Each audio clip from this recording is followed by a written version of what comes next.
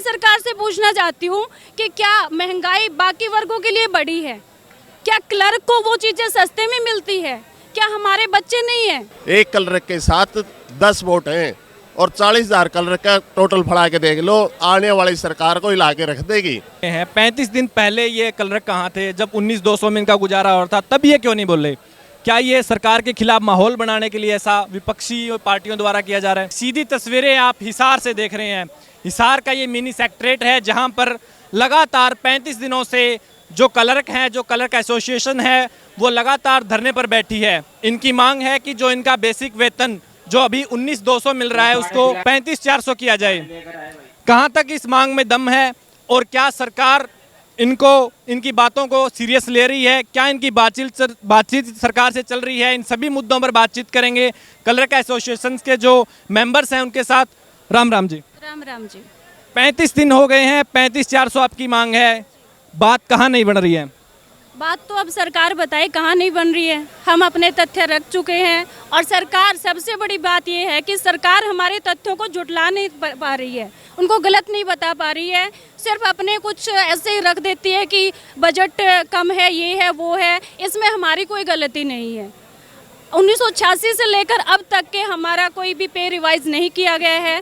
सरकार को चाहे हमें यहाँ 35 दिन बिठाए, चाहे 70 दिन बिठाए, तो भी हम अपनी ये जो मांग है ये पूरी करवा करके ही उठने वाले। या तो सरकार बताए कि हम कहाँ गलत है, हमारी मांग कहाँ गलत है। अगर वो नहीं बता पा रही है तो ये जनता को परेशान कर रही है, क्लर्कों को परेशान कर रही है। ये सरकार बहुत गलत कर रही है और कहीं ना कहीं सरकार को आने वाले इलेक्शन में इसका परिणाम भुगतना पड़ेगा।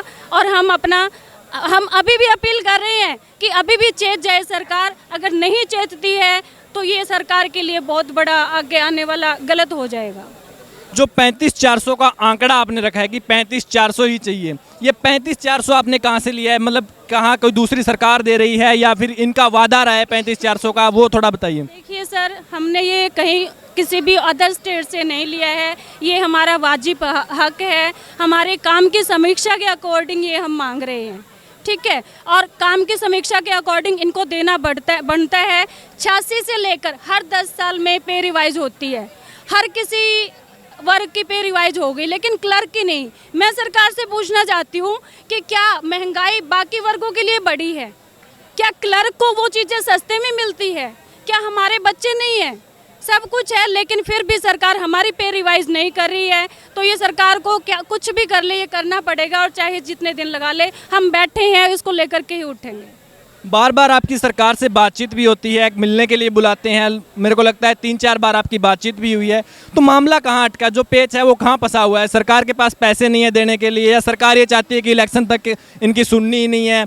और क्या सरकार कोई बड़ा फैसला लेने वाली है आपके बारे में? बार बार ये भी आता है कि जो क्लर्क धरने पर बैठे हैं उनकी अटेंडेंस मंगवा के उनको घर भेजने की भी तैयारी सरकार कहीं ना कहीं करती हुई नजर आ रही है। देखिए सर, सरकार की रणनीति है लंबा खींचने की इस आंदोलन को, कि जितना इसको लंबा खींच सके वो खींचे और ये टूट जाए।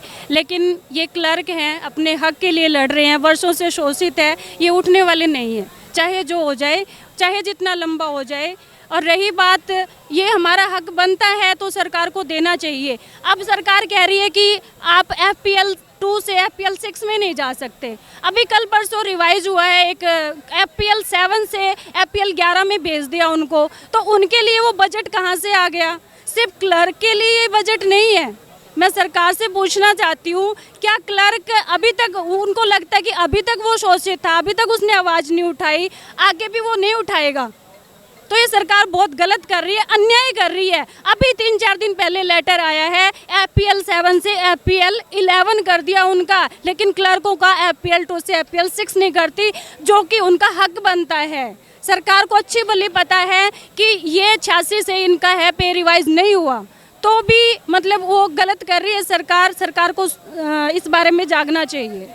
देखिए, जो भी आंदोलन होता है, जो भी इस तरीके का मोमेंट होता है, सरकार की कोशिश रहती है भी किसी तरीके से इसको दबाया जाए। जैसे किसान आंदोलन में हुआ कि उनको ये तो विपक्षी कर रहे हैं, ये तो आतंकवादी आ गए हैं, या आंदोलनजीवी आ गए हैं। ऐसी बातें आपके इस धरने के बारे में भी कही गई होगी। बिल्कुल कही है। सरकार ने हमारे जो मनोबल तोड़ने का प्रयास किया है, आंदोलन को लंबा खींच रही है। और जो 21,700 का बोल रहे थे, वो मनोबल तोड़ने के लिए ही तो खींच रही है, बोला गया सरकार की तरफ से। लेकिन वो गलत है। हमारे जो तथ्य है उनका कोई तोड़ नहीं है सरकार के पास।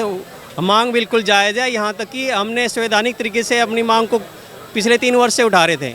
और जो हरियाणा की सबसे बड़ी पंचायत है विधानसभा, वहाँ पे भी सत्ता पक्ष और विपक्ष के दोनों विधायकों ने हमारी मांग को जायज़ बताया कि इनकी मांग जायज़ है। और सरकार और डिपार्टमेंट ऑफिस की रीढ़ की हड्डी होता है बाबू, तो उनको उनका हक मिलना चाहिए। तो बिल्कुल ये थकाने की नीति पे काम कर रही है। लेकिन ये हम बता देना चाहते हैं सरकार को, कलरक जो अनिश्चितकालीन हड़ताल पर चल रहा है 35 दिनों से, ना थका है, ना हारा है, ना निराश है, अपना हक लेकर ही यहाँ से उठेगा। तो सरकार की तरफ से अभी तक कोई बंदा आया आपके बीच में, या विपक्ष की तरफ से कोई यहाँ पर आके बैठा है कि मैं आपके साथ हूँ? विपक्ष की तरफ से तो बहुत ज़्यादा आए हैं हमारे समर्थन में। विपक्ष तो सारा हमारे साथ ही है, और सरकार ने तो आज तक हमारी पूछी नहीं है। एक बार बुलाया था, उसमें भी हमें एक बुकाने वाली बात करी थी, 21,700 कोई वो नहीं था। और सरकार बरगला रही है जनता को, भाई कलरक काम नहीं कर रहे, आपको नुकसान हो रहा है। ये जो बैठे हैं कलरक धरना पे, ये भी एक पब्लिक का हिस्सा है, इनके भी वोट हैं। आगे आने वाली सरकार ये इस बारे में सोचे, भाई इनके भी परिवार हैं, इनके रिश्तेदार भी हैं। एक कलरक के साथ 10 वोट हैं, और 40,000 कलरक का टोटल फड़ा के देख लो, आने वाली सरकार को हिला के रख देगी। और मेरा तो यही सरकार से निवेदन है कि जल्द से जल्द इस बारे में सोचा जाए। समीक्षा के आधार पे मांग रहे हैं, न कि महंगाई और उसकी बात पे। जो कलरक काम करता है उस आधार पे 35,400 मांगा जा रहा है। और मेरा तो यही निवेदन है कि सरकार जल्दी से जल्दी इसकी समीक्षा करके और इनका काम करने का काम करे। और पब्लिक को भी जो काम रुके हुए हैं, ये पब्लिक के काम भी नहीं रुकेंगे और पब्लिक के काम भी हो जाएंगे। और काम करने के लिए कलरक तैयार है। अगर आज ही लागू करती है तो कल सुबह 9 बजे सभी कलरक अपने काम पर जाने के लिए तैयार हैं।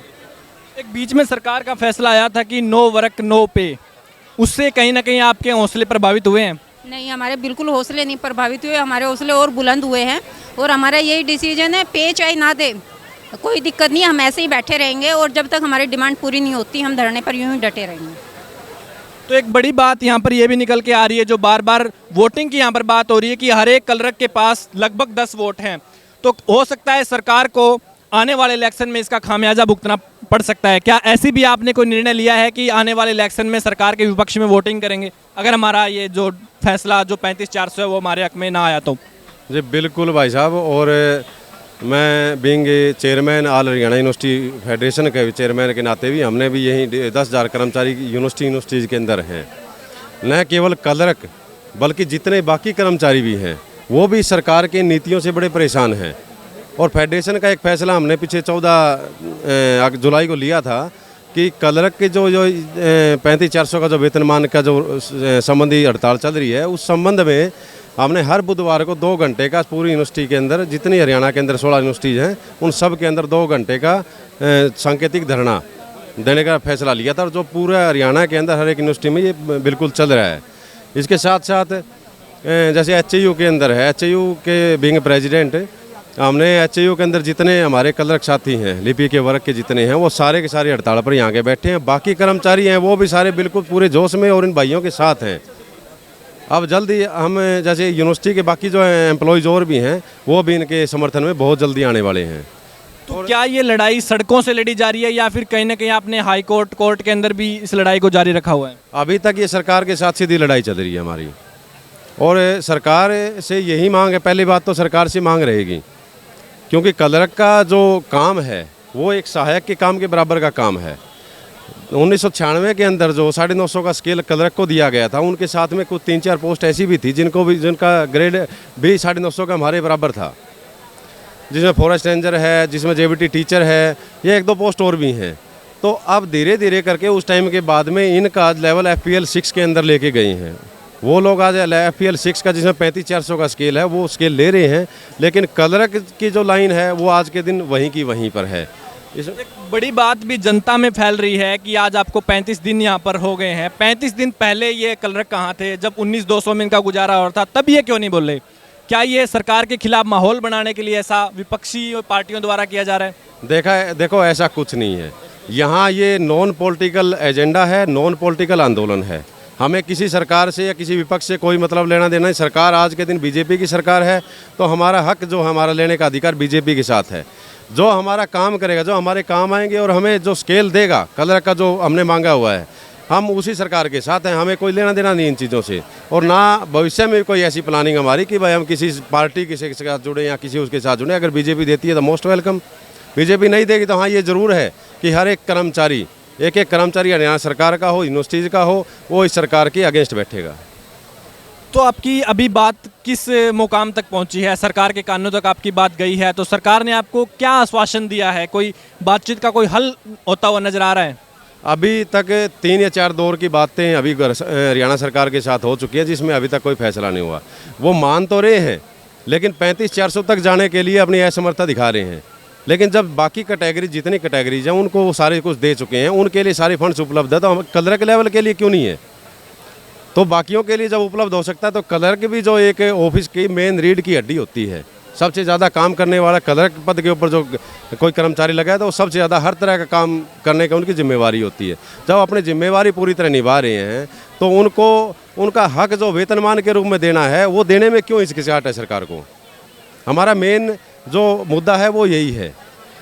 तो क्या कोई बीच का रास्ता भी इसमें बनता हुआ नजर आ रहा है? अगर 35-400 सरकार देने में असमर्थ है, तो कहीं अगर बीच में आगे बात रुकती है, 30 तक अगर बात रुकती है, 25 तक बात रुकती है, तो क्या आप वहाँ समझौता करने के लिए भी तैयार हैं? देखिए, ये हरियाणा सरकार के द्वारा जो पे कमीशन देते हैं, वो एक लेवल के तौर के ऊपर देते हैं। इसमें बीच में जो लेवल 6 है, FPL 6 है, जब हमारे बराबर का स्केल हमारे जो साथ में काम करने वाले कर्मचारियों को दे चुके हैं, तो अब हमें उस चीज़ से क्यों वंचित रखा जाएगा? हम नीचे के लेवल पर ऊपर किस लिए? हमें उनके बराबर का हक चाहिए, और हम 35-400 से 1 रुपया कम भी कहीं किसी चीज़ पर समझौता नहीं करेंगे। ये हमारा बिल्कुल तय है। तो आप देख सकते हैं जो इनका नारा है 35-400 से कम 1 रुपया भी इनको मंजूर नहीं है, और बार बार सरकार से बातचीत भी होती है, लेकिन सरकार जो बातचीत इनसे करती है, सरकार के जो मंत्री हैं जो बातचीत इनसे करते हैं, वो कहते हैं कि ये जो बातचीत है वो सकारात्मक रही, लेकिन इनकी तरफ से इस बारे में एक नकारात्मक उत्तर आता है कि सरकार ने हमारी बात नहीं सुनी है, सरकार हमारी बात समझने की भी कोशिश नहीं कर रही है।